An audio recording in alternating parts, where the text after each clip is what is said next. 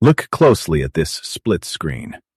36 rival local news anchors, representing completely different networks across the country, are looking dead into the camera and reciting the exact same highly specific, politically charged sentence. Word for absolute word. This is not a glitch in the matrix. This is the corpse of objective journalism. The official narrative of a decentralized free press is a myth. You are watching a centralized, invisible script being executed in real time. It is counterintuitive, but your most fiercely held political belief, the one you think proves you are an independent thinker, was likely planted there by an algorithm funded by your own tax dollars. You were programmed. If you do not understand the architecture of this manipulation, you are not participating in a democracy. You are simply biological hardware flawlessly executing government code. You have become a remote-controlled asset in a domestic psychological war. I'm going to hand you the architectural blueprints of the machine that builds your daily reality. We are stepping into the laboratory of mass perception to examine a paradox. We will isolate the specific, buried legislation that allowed the state to legally point its military-grade psychological weapons inward, forever altering the American mind. The concept of absolute truth was not assassinated by foreign hackers. It was legally dismantled from the inside out. Listen to the heavy metallic thud of a vault door sealing shut, blocking out the outside world. Inside this airtight room sits a pristine 1948 radio set. Now, pull out your modern smartphone and scroll through that chaotic, artificially enraged social media feed. Notice the physical contrast. We moved from a quarantined past to a completely vulnerable present. And we did it legally. Your high school history textbooks lied to you by omission. They taught you about the Constitution, but they left out the actual rules of engagement. In 1948, the United States Congress passed the United States Information and Educational Exchange Act. In the archival records, it is colloquially known as the Smith-Mundt Act. This was not just a piece of paper. It was a structural, load-bearing wall for American cognitive liberty during the dawn of the Cold War. The original legislation was engineered as a strict legal firewall. It authorized the State Department to broadcast aggressive pro-American messaging to foreign nations to counter Soviet influence. But the law contained a hard-coded fail-safe. It explicitly prohibited those same propaganda materials from being disseminated domestically. The state was legally barred from turning its psychological artillery on the very citizens who were paying for the ammunition. For over 60 years, this law functioned as an impenetrable quarantine zone. It guaranteed that the psychological operations designed to fracture and destabilize foreign adversaries could never be deployed inside our borders. The intelligence community could run elaborate deception campaigns in Eastern Europe or South America, but the American media ecosystem remained legally shielded. You grew up assuming this protection was a natural law of gravity. It was not. The architects of the Smith-Mundt Act understood a brutal, undeniable logic. A democratic government armed with infinite resources and a legal mandate to manipulate public opinion is fundamentally incompatible with a free society. If the state holds a monopoly on the narrative and possesses the capital to saturate every airwave, the citizen has zero mathematical chance of forming an independent thought. The game is rigged before the board is even set up. You probably believe that you are immune to propaganda, that you can spot a fake news story or a biased agenda from a mile away. But statistics lie, and human psychology is incredibly fragile. The 1948 firewall existed precisely because the smartest minds in government knew that you could not resist a sustained, state-sponsored cognitive assault. They knew that human perception is highly malleable when subjected to repetitive, authoritative data streams. Think about the bureaucracy required to maintain that separation. For decades, there were literal basement archives in Washington filled with reels of film, radio transcripts, and strategic reports marked strictly for export. It was illegal to broadcast them in Omaha or Seattle. A journalist could not legally FOIA those documents for domestic publication. The state recognized its own power as a toxic substance. But here is the paradox we must investigate. If that ironclad legal protection existed, why are those local news anchors currently reading from a unified, government-approved script? How did the toxic substance leak out of the laboratory and contaminate the domestic water supply? A crime of this magnitude leaves a massive paper trail. You just have to know which dusty, deliberately ignored archive to pull the folders from. The evidence is hiding in plain sight. When the state dictates the baseline of reality, debate becomes an illusion. You are allowed to argue about the details, but the fundamental premise is already hard-coded into your brain. This is the ultimate misconception of the modern age, the belief that a multitude of channels equals a multitude of perspectives. The truth is much darker. 100 different voices can easily be wired to a single, centralized microphone, projecting the illusion of absolute consensus. The death of objective reality did not happen overnight. It was not a sudden, violent coup. It was a quiet, bureaucratic, surgical strike. To understand how you became the primary target of an information war, we cannot just look at the fallout. We have to inspect the original shield that was broken. We must examine the precise moment the quarantine failed and the legal protocols that were rewritten to turn your living room into a psychological battlefield.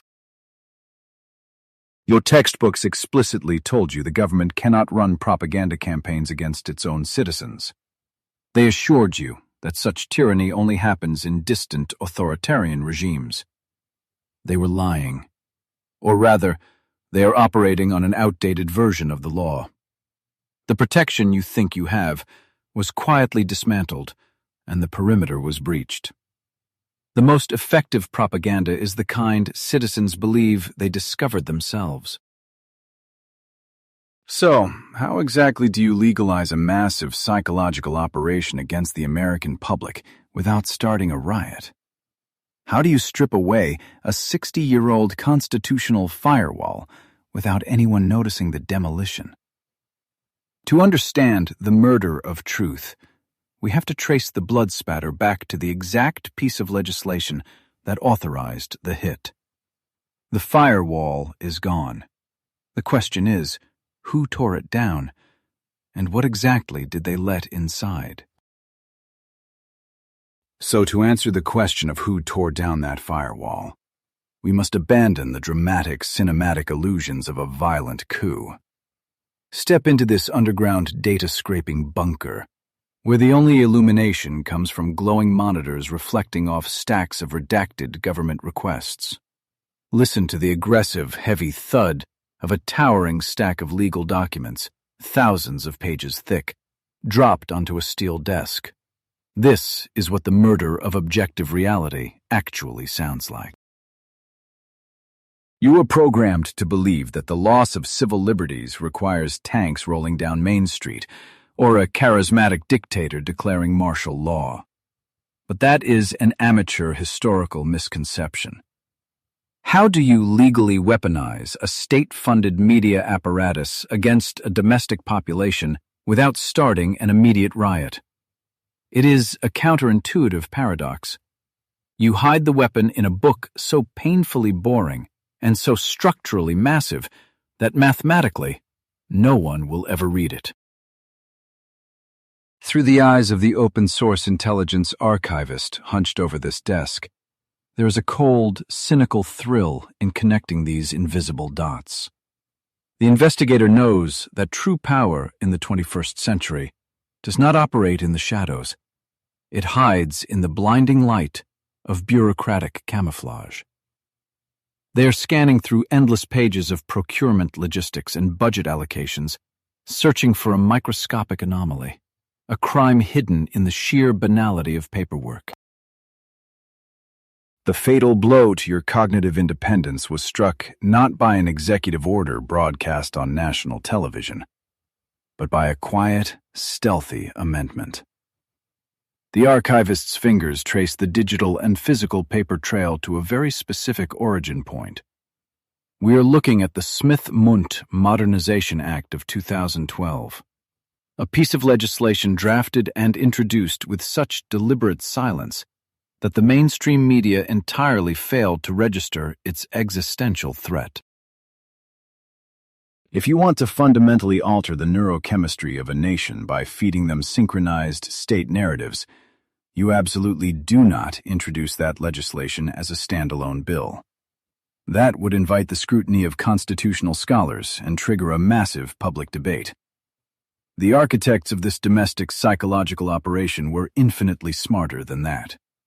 They understood that the American attention span is the weakest point in our national defense strategy. Therefore, the lawmakers executed a classic bureaucratic smuggling operation. Instead of presenting the Smith-Mundt Modernization Act on its own merits, they buried it deep within the labyrinthine text of the National Defense Authorization Act for fiscal year 2013. They took the legal mechanism required to hack your perception of reality and embedded it inside a colossal, multi-billion-dollar military spending package. It was a Trojan horse constructed of pure legalese. The archivist's neon yellow highlighter violently slashes across the page, isolating the exact coordinates of the betrayal.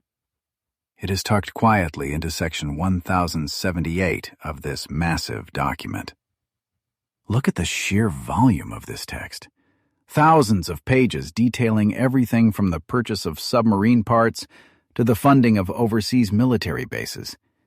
Amidst the deafening noise of the global defense machine, a silent, domestic cognitive war was legally declared. You have to appreciate the sociopathic genius of this legislative maneuver. By attaching the propaganda loophole to the National Defense Authorization Act, the authors created an inescapable political hostage situation. In Washington, voting against the annual defense budget is the ultimate act of political suicide. No elected official is willing to be smeared as the politician who defunded the troops, even if they actually bothered to read Section 1078. The trap was mathematically flawless. The passage of the bill was completely guaranteed by the sheer gravitational pull of the military-industrial complex. The lawmakers who approved this budget were either willfully complicit or entirely ignorant of the payload hidden within its depths. And just like that, with the stroke of a presidential pen signing a routine funding bill, the 60-year-old quarantine zone protecting the American mind was instantaneously vaporized. What exactly did that highlighter just isolate? What are the mechanical consequences of Section 1078? The text is dry, but its implications are catastrophic. The amendment explicitly struck down the domestic dissemination ban established in 1948. It officially and legally permitted the United States Agency for Global Media to release its highly sophisticated, foreign-facing propaganda content directly to the domestic American public. For decades, the intelligence community had perfected the art of destabilizing foreign regimes through controlled information flow. They knew exactly how to manufacture outrage, shape cultural narratives, and topple governments using nothing but radio waves and digital text. That entire arsenal of psychological weaponry was suddenly and legally pointed inward. The crosshairs shifted from hostile foreign adversaries to the very citizens funding the operation with their tax dollars. The investigator in the bunker pushes away from the desk, the magnitude of the discovery settling into the cold air of the room. You are no longer just a voter. You have been legally reclassified as a target demographic for military-grade cognitive operations. The state did not need to conquer the press or censor the internet. They simply gave themselves the legal authority to flood the zone with their own meticulously engineered reality, rendering independent thought obsolete. This is the bitter truth you must swallow. Your outrage over the latest political scandal, your fiercely defended opinions on domestic policy, they are highly likely the product of a legalized government feedback loop. The protective barrier is gone, and the toxic substance is already circulating in the bloodstream of the domestic media. But to understand how deeply this infection has spread, we must examine the sheer, terrifying scale of the broadcasting empire that was just unleashed. The toxic substance circulating in the bloodstream requires a massive, industrial heart to pump it. Look at the acoustic dampening panels lining the walls of this sterile briefing room. Through the polarized glass, the strategist watches a digital map where thousands of transmission vectors converge. Outside, a massive field of steel satellite dishes, historically locked onto the stratosphere, slowly grind their gears. In eerie unison, they tilt downward, pointing directly at you. You probably think of state media as a clunky, foreign concept, a grainy broadcast from a dictator in a military uniform. That is your first and most dangerous misconception. We are not talking about primitive propaganda.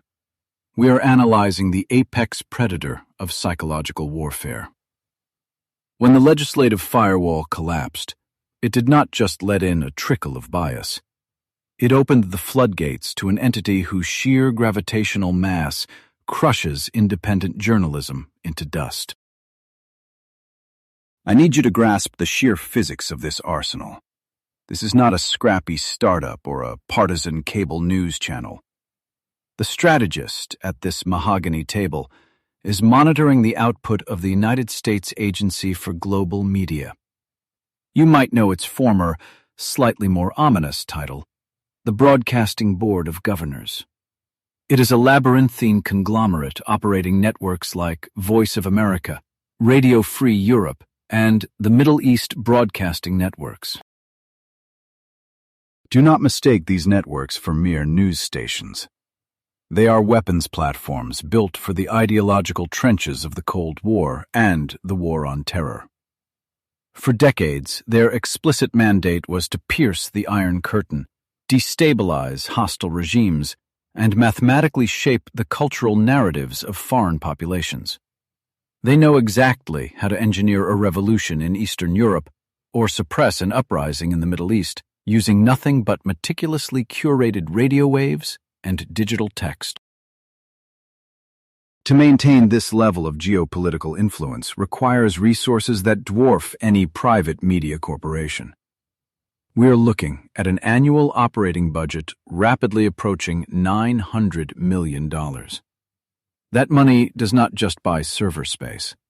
It funds an invisible army of thousands of elite journalists, psychological operatives, linguists, and data analysts stationed across the globe.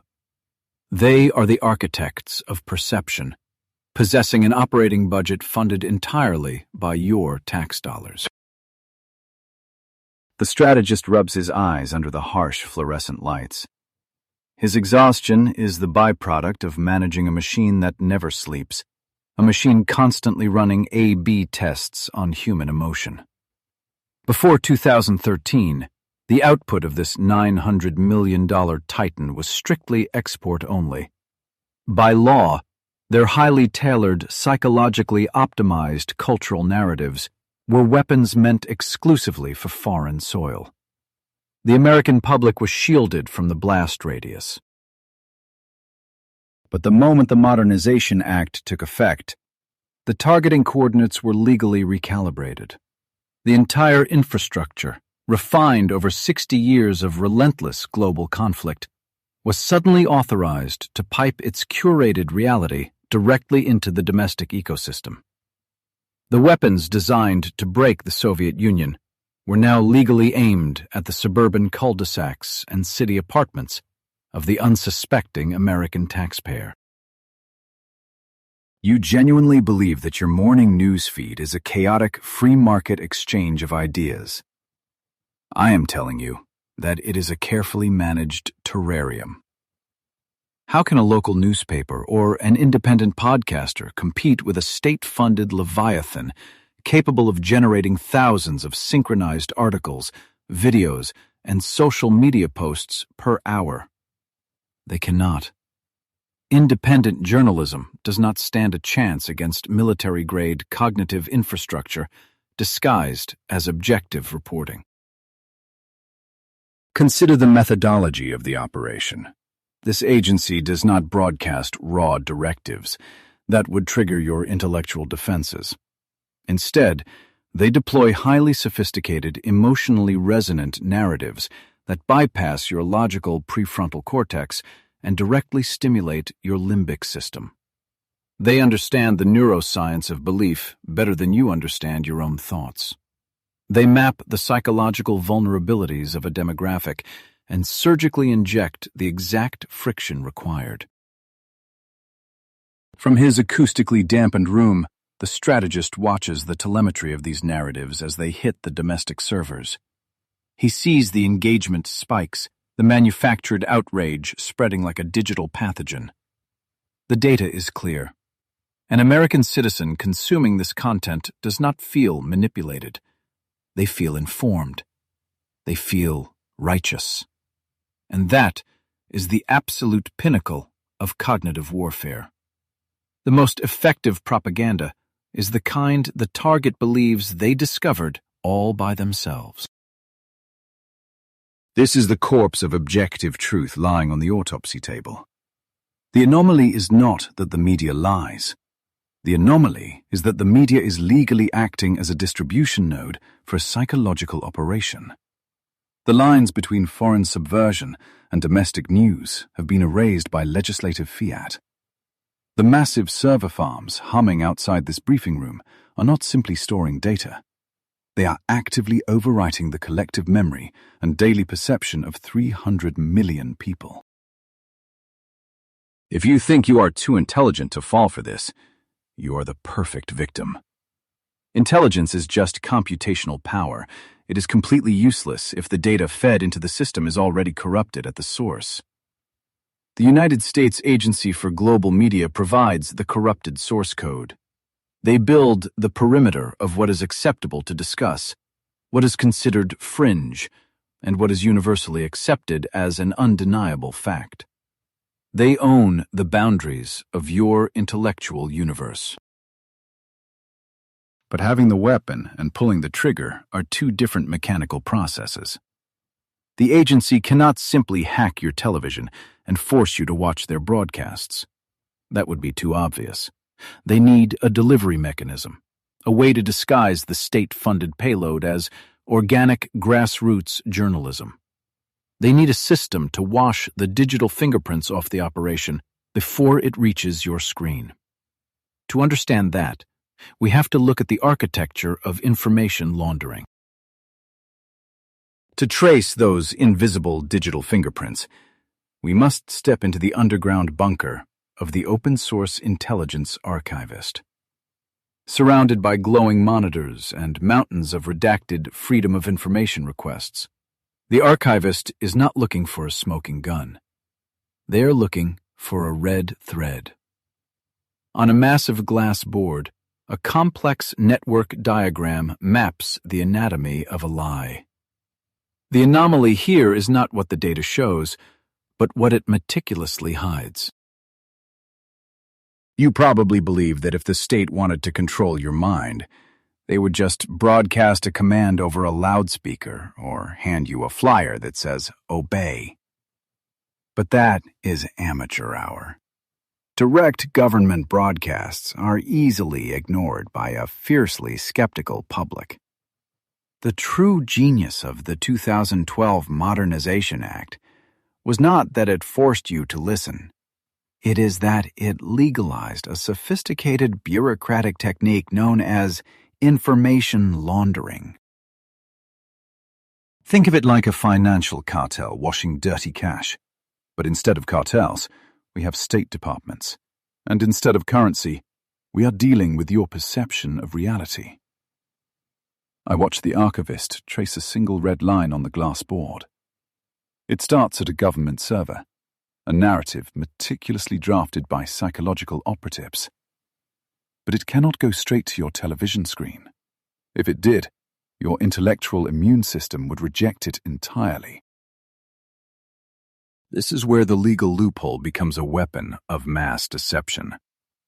The true, devastating power of the legislation is that it allows these state-funded materials to be seamlessly accessed and entirely repurposed by domestic news outlets. And the crucial detail? They can do this without ever attributing the original government source. The origin of the data is legally scrubbed clean before it ever reaches the pristine floor of the local newsroom. Look closer at the network diagram. The red line moves from the state server and quietly slips into the database of a supposedly independent, nonpartisan think tank. Suddenly, a military-grade psychological operation is rebranded as an academic study or a concerning new report. The archivist watches the metadata shift. The lie has put on a suit and tie. It is now completely respectable. This creates a perfectly sealed, self-sustaining feedback loop. A government agency produces a highly targeted narrative, and a domestic media corporation happily integrates it into their daily broadcast, presenting it as organic, hard-hitting reporting. You sit on your couch consuming this broadcast, entirely convinced that you are watching independent, adversarial journalism holding power to account. You are actually watching a state-sponsored script. You thought you were immune, didn't you? You thought your preferred news channel was the one telling the objective truth, while the other side was brainwashed. That is the exact arrogant misconception this system relies upon. The archivist does not care about your political affiliation. They only care about the paper trail. And the trail proves that both sides of the manufactured spectrum are pulling water from the exact same legally poisoned well. The air in the data-scraping bunker hums with the cold thrill of connecting these invisible dots. The archivist pulls up a fresh batch of declassified documents. Through relentless Freedom of Information Act requests, analysts have managed to track the exact life cycle of these manufactured truths.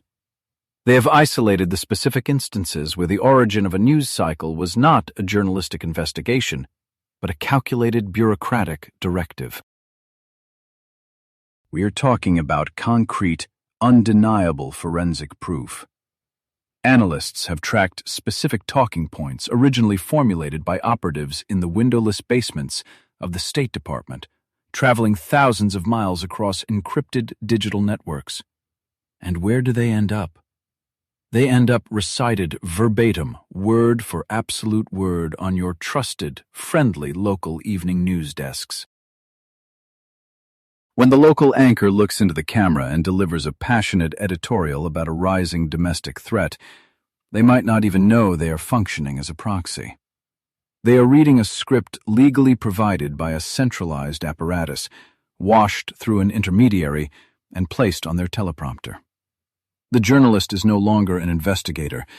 They have been downgraded to a biological speaker system for an invisible government broadcast. This insidious mechanism completely erases the digital fingerprints of state involvement. It takes a targeted, deliberate psychological operation and magically transforms it into what feels like a spontaneous, organic, and overwhelming public consensus. When you hear the exact same phrase on 5 different channels, You assume it must be the absolute truth. You mistake the echo of a single government server for the authentic voice of the American people. It is a brilliantly dark parlor trick, and you fell for it. We all did. The architecture of deception relies on your lazy assumption that a free press automatically means an independent press.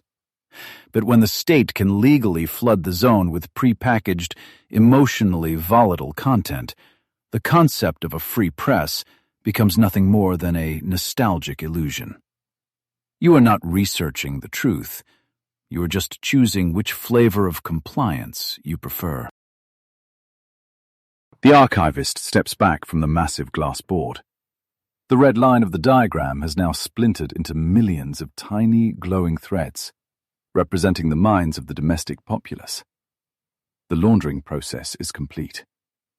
The state has successfully outsourced its propaganda to the private sector, legally circumventing every constitutional protection designed to keep your mind free from government interference. The historical quarantine zone is truly dead. This is how reality is written in the 21st century. It is not dictated by a tyrant in a military uniform. It is quietly suggested by a think tank, amplified by a trusted news anchor, and ultimately defended by you, the citizen, in an argument with your neighbor. You become the final, most enthusiastic participant in your own cognitive subjugation. You fight fiercely to protect a political thought that was never actually yours to begin with. But this analog process of laundering information through television and print is only the beginning. It is entirely too slow for the modern era. To truly lock down the perception of 300 million people, you need to automate the deception. You need to feed these scrubbed narratives into a machine that operates at the speed of light. And out there, humming in the cold server farms of Silicon Valley, the ultimate distribution engine is already waiting. The cold server farms of Silicon Valley do not care about the origin of a thought. They only care about its velocity. We step out of the analog world of television anchors and newspaper columns directly into the belly of the beast. Rows of black cabinets pulse with blue light, stretching into the dark like a silicon graveyard. This is the new distribution engine. The laundered government narrative we tracked earlier is no longer a localized broadcast. It is about to become a digital contagion. A lie traveling at the speed of print is a manageable problem. A local newspaper can be corrected, a television anchor can be challenged. But a legally sanctioned narrative, traveling at the speed of a neural network algorithm, is an extinction-level event for objective truth. You might think you control what you see on your phone. You believe you curate your own reality by choosing who to follow. You are completely wrong. Zoom in on one of these servers, past the cooling fans, down to the microscopic level. Data packets are moving like blood cells through silicon veins. This is not a passive library of information. It is a highly aggressive behavioral modification engine. The true, devastating impact of the 2012 legislation was the historical coincidence of that loophole colliding with the golden age of algorithmic social media. Before the 2012 amendment, the government's psychological operations were trapped in the analog era. They were using megaphones while the world was building fiber optics. But the moment the Smith-Mundt Modernization Act passed, a massive, taxpayer-funded content machine was suddenly granted access to the most sophisticated distribution network in human history. The state did not need to build a new propaganda machine. Silicon Valley had already built it for them. To understand the trap, you have to understand the math behind your screen. Silicon Valley recommendation engines are not built to inform you. They are designed with a single, brutal objective: to maximize engagement through emotional contagion. The code specifically prioritizes human limbic responses, elevating content that triggers anger, outrage, and primal fear. Peace does not generate ad revenue. Panic does. Now, observe what happens when we inject the government's newly legalized domestic output into this precise environment. The state's cognitive warfare strategists know exactly how to write a headline that spikes your cortisol. They spent the Cold War perfecting the art of psychological disruption. When they drop these highly sophisticated, emotionally volatile narratives into the digital ecosystem, the algorithm acts exactly as programmed. The machine does not stop to verify the truth. It does not flag these deeply engineered stories as state-sponsored propaganda. Instead, the artificial intelligence recognizes the narrative as premium, high-engagement material. In milliseconds, the code grabs this laundered government messaging and artificially amplifies it. It forces the authorized reality into millions of individual social media feeds simultaneously. You log in, thinking you're observing a grassroots political movement or an organic public outrage. What you are actually experiencing is a mathematical certainty. The algorithm has identified your psychological vulnerabilities and served you a state-crafted narrative perfectly tailored to exploit them. You are outgunned by billions of calculations per second. There is no fair fight here. Your critical thinking is entirely bypassed. You proudly defend your opinions in the comments sections, convinced you arrived at these conclusions independently. It is a brilliant, tragic paradox. The smartest apes on the planet willingly carrying the water for the very system that manipulates them. The illusion of choice is mathematically maintained. You are permitted to select between two perfectly opposed, equally engineered viewpoints, ensuring you remain busy and divided. We have fundamentally engineered an environment where the state provides the behavioral match, and private tech monopolies provide an ocean of algorithmic gasoline. This partnership mathematically ensures that the authorized reality always outpaces organic human thought. A genuine, independent idea cannot compete with a synthetic narrative that is artificially boosted by the world's most powerful supercomputers. This is the architecture of your daily digital life. The state creates the psychological weapon under the legal protection of the 2012 amendment. Domestic media launders the source, erasing the bureaucratic fingerprints. And finally, the social media algorithms distribute the payload directly to your cerebral cortex, maximizing the damage. The loop is closed. The digital prison is constructed, and you locked the door yourself. Look closely at the blinking servers in this cold, sterile room. Every flash of blue light is thousands of human minds being synchronized to a specific frequency. This is not science fiction. This is the operational reality of the United States domestic information space right now. The sheer scale of this invisible architecture should terrify any rational observer. The math is flawless, and the target is always you. If the realization of this massive legal psychological operation makes you question everything you read today, then you are finally paying attention. If this scale blows your mind too, hit the like button. To ensure you do not miss the final solution to this algorithmic mystery, subscribe to the channel right now. And I want to know, do you think organic human truth still stands a chance? Let me know in the comments below. We have moved far beyond censorship. Censorship is a primitive tool for weak regimes. It is clumsy to hide information from a population. It is far more efficient to flood their reality with so much highly engineered, emotionally engaging synthetic noise that they lose the ability to find the truth at all. You are drowning in a sea of legally sanctioned fiction, and the algorithm is holding your head under the water.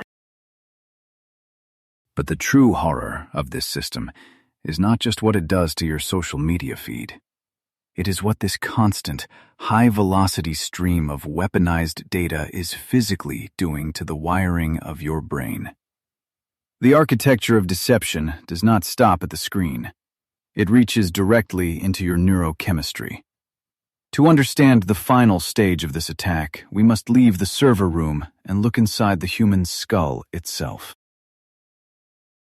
To understand the final stage of this attack, we must leave the server room and look inside the human skull itself. The strategist sits in an acoustically dampened briefing room, staring at a live feed from a functional magnetic resonance imaging scanner. On the monitor, a human brain is being mapped in real time while the subject scrolls through a simulated news feed. There are no opinions here, only raw data. The misconception you cling to is that your mind is an impenetrable fortress of free will. You were programmed to believe that.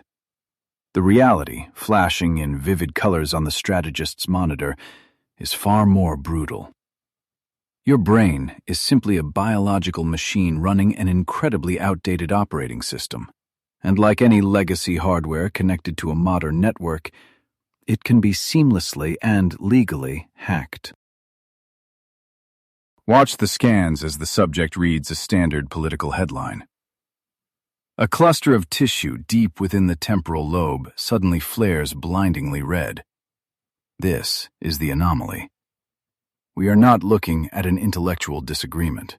The strategist knows that modern cognitive warfare does not care about what you think. It targets the very mechanics of how you process reality. It is a profound mistake to view the endless stream of outrage on your screen as a byproduct of a broken society. It is a weaponized assault on your neurochemistry. The human brain evolved to prioritize threats. A rustling bush might be a tiger, so the brain rewards you for paying attention to fear. The state-sponsored narratives flowing through the media ecosystem exploit this exact evolutionary glitch. Constant exposure to synchronized high-threat narratives triggers a biological override. The strategist watches the red glow intensify. This is an amygdala hijacking in progress. The brain perceives a political headline as a literal physical threat to its survival, instantly flooding the human body with cortisol and adrenaline. The subject is sitting safely in a chair, but biologically, they are at war. Here is the paradox that destroys the illusion of the rational voter. When the amygdala takes over, it forcibly diverts blood flow away from the prefrontal cortex. That is the region sitting right behind your forehead, completely responsible for logical reasoning, nuance, and complex analysis. The biological mechanism designed to save you from a predator is currently turning off your ability to think critically. Every time you feel that surge of righteous indignation while consuming domestic news, that is not the warm glow of being informed. That is the physical sensation of your prefrontal cortex shutting down. You are experiencing the precise moment your logical firewall collapses. The strategist documents this not as a tragedy, but as a highly successful deployment of a psychological payload against a domestic target. By controlling the domestic information flow, the architecture built by the 2012 Modernization Act achieved something unprecedented. It legally weaponized this neurochemical vulnerability on a national scale. The state does not need to mandate what you believe if it can constantly manipulate the chemical state in which you evaluate information. The primary goal is mass cognitive dissonance. You are subjected to a mathematically optimized environment of hyperpolarization. It is a relentless barrage of contradicting, terrifying stimuli that forces the human brain into a state of chronic alarm. The strategist monitors the baseline cortisol levels of the population, noting the steady, deliberate climb. The official narrative is a myth. You are told that political division is a failure of communication. The forensic truth is that this division is an engineered neurochemical outcome. When an entire population is kept chemically exhausted and perpetually terrified, a magnificent thing happens from the perspective of the state. The citizens lose the biological capacity to recognize the invisible cage they are living in. A terrified, exhausted brain defaults to tribalism and obedience. It seeks out the nearest, loudest authority for safety. The strategist turns off the scanner feed, the red glow fading into black. The human being in the machine is no longer an unpredictable, independent citizen capable of holding the government accountable. They have been successfully reduced to highly predictable, easily manageable biomass. You're not a participant in a grand democratic discourse. You are a biological node in a legally sanctioned feedback loop, reacting exactly as the algorithm dictates. The state legalized the dissemination of its own propaganda, and your neurochemistry guarantees its effectiveness. The cognitive strategist does not need to fire a single bullet when your own nervous system does all the heavy lifting for them. This invisible war is raging inside the synapses of every person you know. But to truly prove the existence of this operation, we cannot just rely on biological theory. We must look at the digital blood spatter left behind in the real world. We must track the symptoms of this mass infection back to the precise, bureaucratic source that launched it into the domestic bloodstream. The intellectual hunt is far from over. The intellectual hunt is far from over. We leave the realm of biology and enter the cold, absolute certainty of raw data. Through the eyes of the open-source intelligence archivist, the battlefield is reduced to a dark screen rapidly scrolling with raw metadata. You are told that digital movements are spontaneous. That is a comforting lie. Every digital contagion leaves a forensic trail, a microscopic blood spatter across the servers, waiting to be analyzed. You think your outrage was organic? You believe that trending hashtag you retweeted was the spontaneous voice of the people? Let us conduct a forensic autopsy on a modern psychological operation. We're going to dissect a viral moment and follow the digital blood spatter backward through time, straight to the shooter. The archivist isolates a single IP address, a solitary timestamp pulled from the chaos, and begins the precise work of reconstruction. In the sterilized vocabulary of the intelligence community, creating the illusion of grassroots support is known as astroturfing. It is the artificial simulation of a majority opinion. You assume you are joining a massive, decentralized chorus of concerned citizens. In reality, you are stepping onto a meticulously constructed movie set, surrounded by cardboard cutouts and digital megaphones calibrated to echo your deepest, most paralyzing political anxieties. Watch the screen closely. The archivist highlights a specific geopolitical talking point, a phrase designed to trigger that exact cortisol spike we measured earlier. To the untrained eye, it appears everywhere at once, a sudden explosion of democratic discourse. But the archivist does not look at the words. They look at the intervals. They measure the exact spaces between the echoes. The illusion of anonymity is the greatest trick the internet ever played on you. Using advanced open-source intelligence tools, the archivist begins to de-anonymize this viral contagion. Platforms like Twitter and Reddit are not opaque black boxes. They are highly porous environments if you possess the right cryptographic keys. The archivist scrapes the metadata, peeling back the layers of user profiles to reveal the underlying structural code of the lie.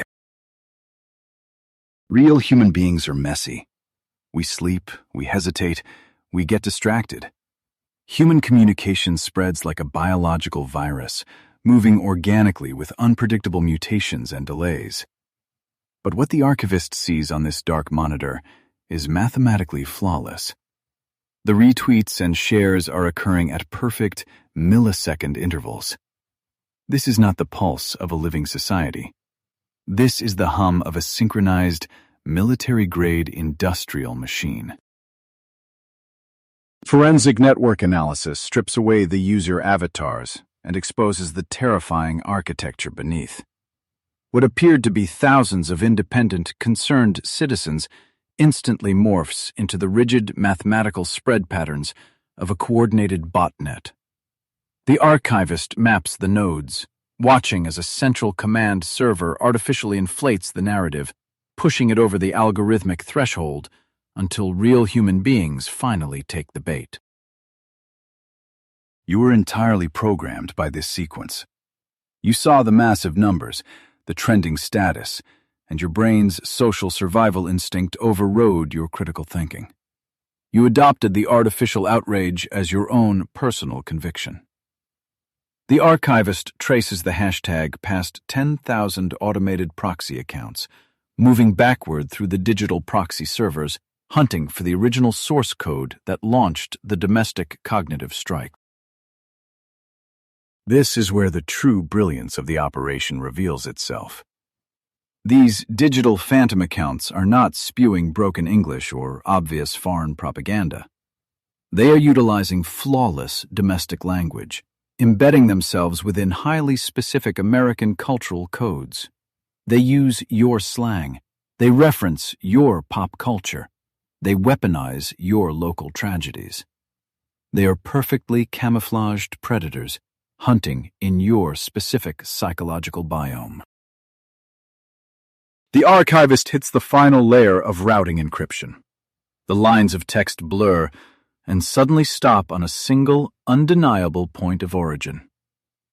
We are not looking at a hacker collective in Eastern Europe. We are not looking at a rogue state actor in Asia. The IP address resolves to a server block sitting quietly in the heart of Washington, District of Columbia. The shooter is inside the house, and the most terrifying part of this forensic discovery is not the technical sophistication of the attack. It is the bureaucratic reality that makes it possible. The archivist leans back from the monitor, surrounded by the undeniable proof of a psychological strike against the domestic population. Because according to the legislation passed in 2012, this entire operation is completely and undeniably legal. These operations thrive in the precise legal gray zones established after the Smith-Mundt Modernization Act. Because the origin of the narrative is heavily laundered through domestic proxies and automated networks, the perpetrators are operating entirely within the bounds of domestic law. They are not violating your rights. They are simply utilizing the loophole that stripped those rights away over a decade ago. It is a masterpiece of compliance. You brought a constitutional argument to a data-scraping fight. You thought freedom of speech meant freedom from manipulation. But the state simply redefined the battlefield.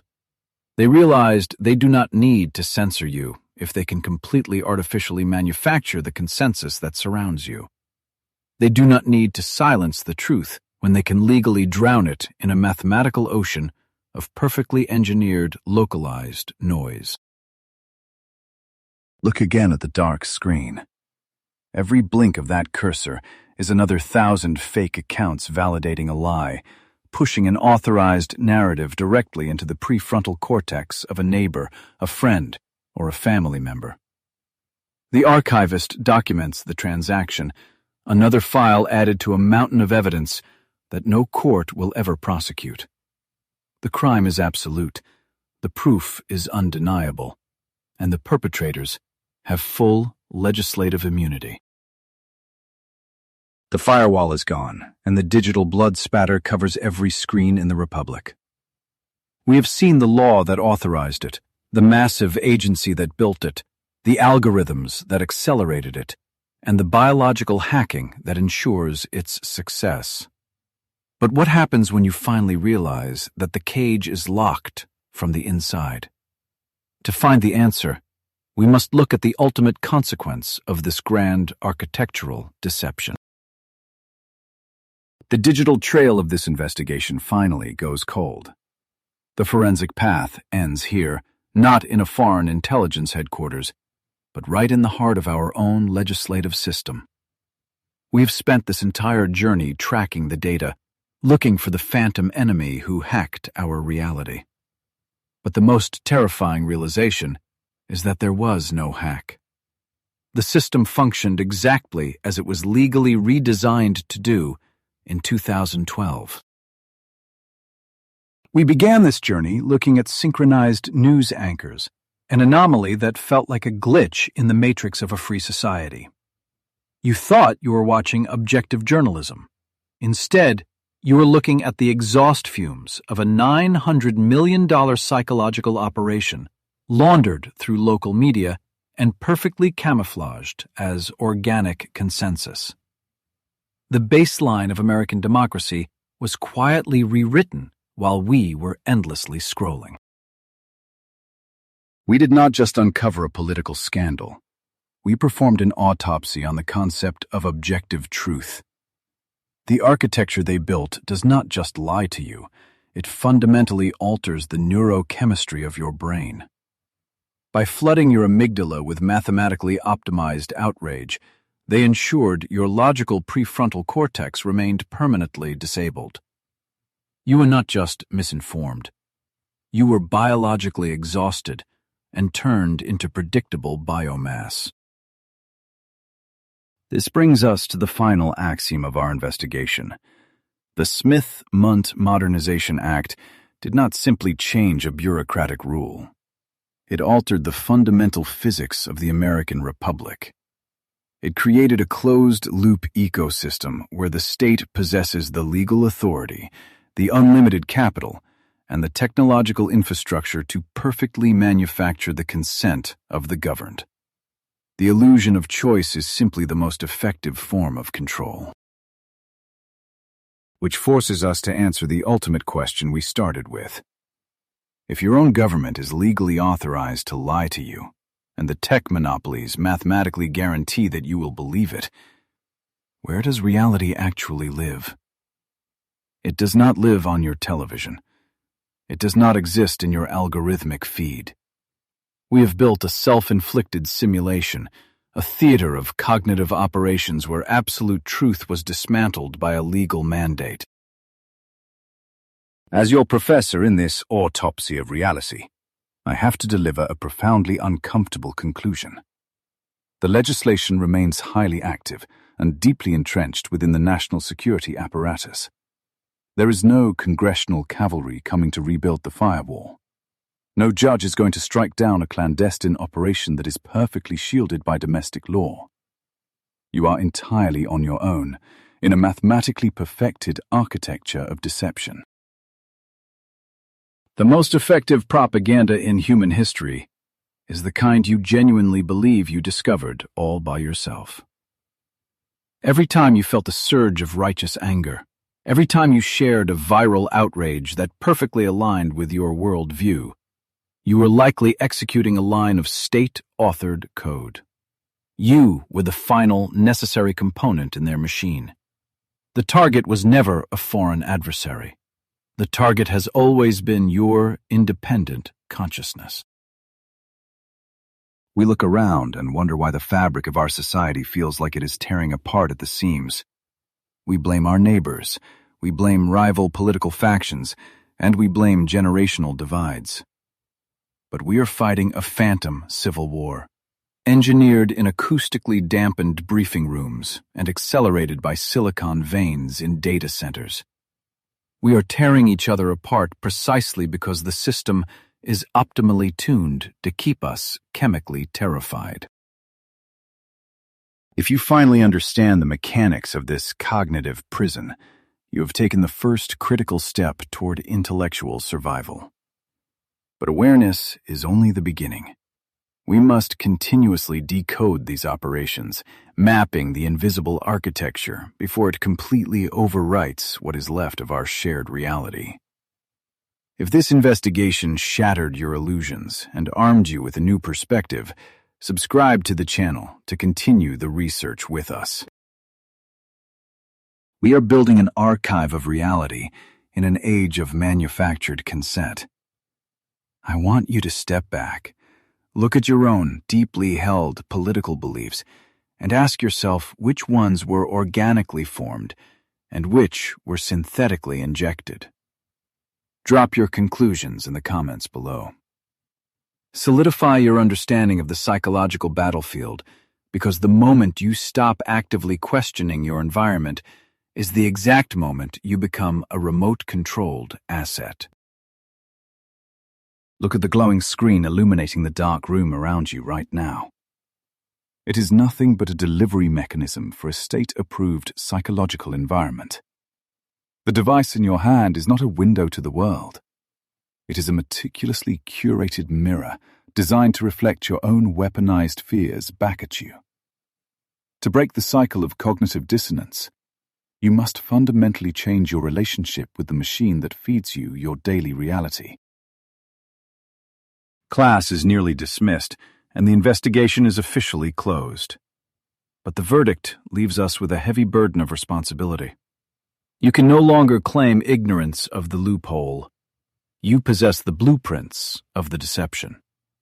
In a world where domestic psychological warfare is fully legalized, your attention span is the ultimate prize. Your capacity for critical skepticism is the absolute last line of defense against becoming a prisoner in your own mind. It is time to reclaim your sovereignty from the algorithm. It is time to disconnect from the simulated consensus and let the digital noise fade into the profound, heavy silence of true independence. That silence is terrifying, but it is the only place where absolute truth still breathes. The machine only works if you keep feeding it your mind. So starve the machine. Class dismissed.